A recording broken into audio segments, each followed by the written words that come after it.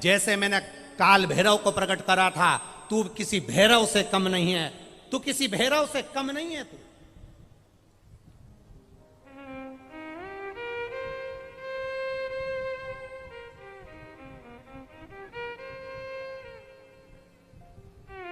तू किसी भैरव से कम नहीं है। जा, मेरे प्रकट होने का कारण क्या है? शंकर भगवान ने कहा राहु को खजा, जा इस राहु को खा ले।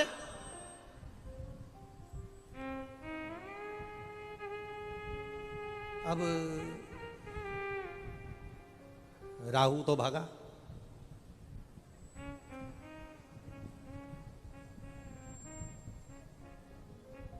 ये जो शादी के बीच में जो होते हैं ना, लड़का लड़की के बीच में जो होते हैं, रिश्तेदारों के बीच में जो होते हैं, थोड़ा सा भी संबंध खराब होता है ना तो सबसे वाले बीच में जो रहते हैं सबसे पहले भागते। जिनने कराई थी शादी, जिनने कराई शादी, कोई के मामा जी ने कराई, कोई के मौसा जी ने कराई, कोई के काका जी ने कराई, कि हमारा परिचित था उसने कराई, और जैसे ही संबंध बिगड़ा, लड़का लड़की के बीच में संबंध बिगड़ा, अदालत में बात पहुंची तो जो बीच वाला है ना सबसे पहले पीछे हट जाता है। वो कभी नहीं कहता कि मैं तुम्हारा साथ दूंगा। अब क्या करें साहब, हमने तो अच्छा ही देखा था, हमने तो बताया था, देख लो, तुमने ही नहीं देखा तो हम क्या करें, हमको क्या मालूम था कि लड़की ऐसी होगी, हमको क्या मालूम था कि लड़का ऐसा होगा। बीच वाला भाग जाता। राहु भागा, जलंधर और पार्वती के विवाह प्रस्ताव को जो लेकर आया था वो राहु भागा। अब पीछे पीछे कीर्तिमुख भागता गया। भागते भागते राहु जलंधर के पास पहुंचा। मेरे प्राण कैसे बचेंगे? जलंधर ने कहा यहां से जा, अगर मुझे देख लिया तो मुझे खा जाएगा, चल यहां से। जलंधर ने भी भगा दिया। भागते भागते सब दूर गया, ब्रह्मा जी के पास में गया, इंद्र के पास गया, नारायण के पास गया, सब दूर जाकर आया, पर उसके प्राण बचाने वाला कोई नहीं था।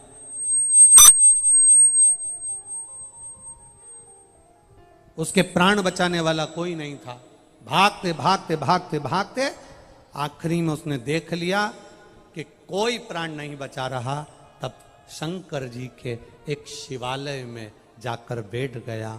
हाथ में जल का पात्र भरने के लिए पात्र भी नहीं था, हाथ की अंजलि में सरोवर के जल को भरा। हाथ की अंजलि से भी जल नीचे गिरने लगा। अपने तन का वस्त्र लेकर उसको जल में भिगोकर देव अधिदेव महादेव को चढ़ाकर उनको प्रसन्न कर रहा था। तब शिव जी प्रसन्न हो गए, क्योंकि भोला तो भोला है। श्राप दिया था, मारने के लिए आतुर हुए थे। इतने में शंकर जी ने कहा बोल राहु क्या चाहिए? राहु कहता है कीर्ति मुख से बचा लीजिए, वो मुझे खा जाएगा, प्रभु रक्षा करिए। शंकर जी ने राहु को अपने जटा में छुपा लिया, जटा में छुपाया। जब जटा में छुपाया इतनी देर में कीर्तिमुख आया। कीर्तिमुख ने कहा भोलेनाथ राहु तुम्हारी जटा में छुपा है, उसको मुझे खाना है, बाहर निकालो। शंकर भगवान कहते हैं अब उसे मत खा, मुझे प्रकट करा था राहु को खाने के लिए, भूख लग रही है, मैं किसको खाऊं? शंकर भगवान ने कहा तू मेरा गण है, एक काम कर, भूख लग रही है तू अपने आप को खा जा। कीर्तिमुख ने अपने हाथ पांव शरीर खाना चालू कर दिया। खाते खाते कीर्तिमुख पूरे शरीर को खा गया, केवल मुख बचा। तब शंकर भगवान से कहता है मेरे मुख का क्या करूं? शिव जी कहते हैं चिंता मत कर, तू मेरा गण है, मेरे कहने को तूने माना है, मेरे कहने पर तू अपना पूरा शरीर खा गया। तेरा ये मुख काल भैरव का एक स्वरूप कीर्ति मुख के नाम से रहेगा।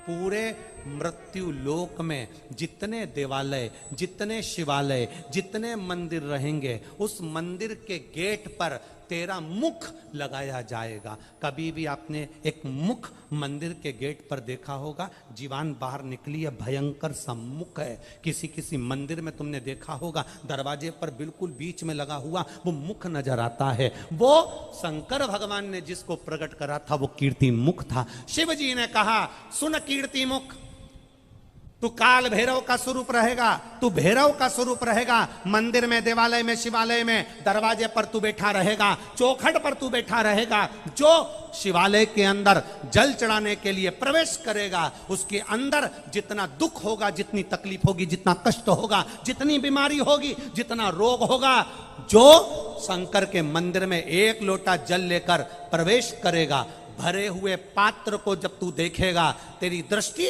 उस पात्र पर पड़ेगी, और जो अंदर प्रवेश करेगा उसको कितनी भी बड़ी बीमारी हो, उसको तुझे खा जाना है, उस बीमारी को तुझे निगल जाना है। बस कीर्ति मुख का काम इतना है कि जल चढ़ाने वाले के दुख को, जल चढ़ाने वाले की तकलीफ को, जल चढ़ाने वाले की बीमारी को कीर्ति मुख उसको निगल जाता है, कीर्ति मुख उसको खा जाता है, उस बीमारी को समाप्त कर दे। कई लोग कहते गुरुजी ये आप कहते हो शंकर जी के मंदिर जाया करो, एक लोटा जल चढ़ाया